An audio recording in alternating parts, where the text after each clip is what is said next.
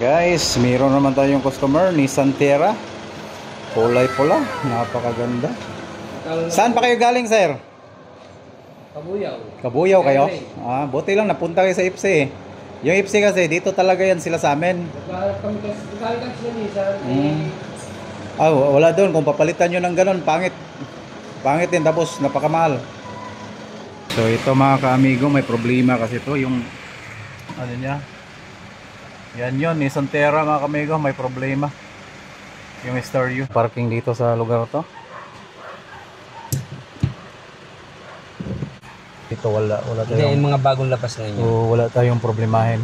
Depende kasi sa variant din. So ito nga pala mga ka-amigo, Nissan Terra 2017. So papalitan na natin to. Dito lang yan. So baklasin muna natin to mga ka-amigo ha. 4 na tornilyo lang. Nissan Terra. Nissan Terra mga ka-amigo. Meron sila? Malaki na lang.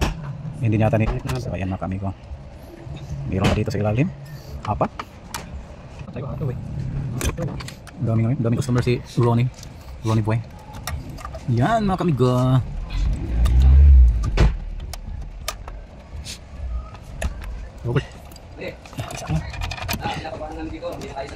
So ayan mga ka-amigo, tanggal na.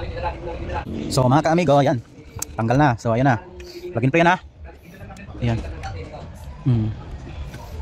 Ayan. So ayan mga ka-amigo, kakabit na natin to. Ayan na yung bago niyang head unit. Sobrang ganda. So nakalagay na yung camera niya.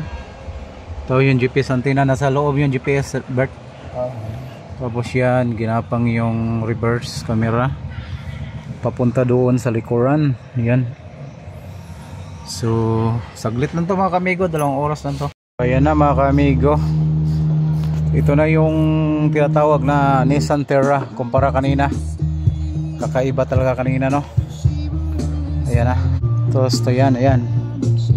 Kompleto na yan, may Netflix, may Chrome, may YouTube, may Bluetooth, may Play Store, yun, lahat nandyan na.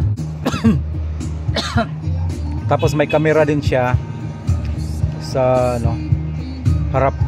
Yan, camera sa harap niya. So ayan mga ka-amigo. So ayan na siya mga ka-amigo, ang ganda. Galing.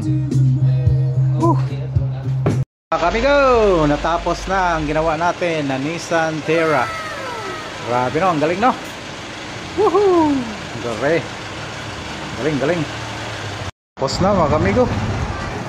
Lumayas na. Yon.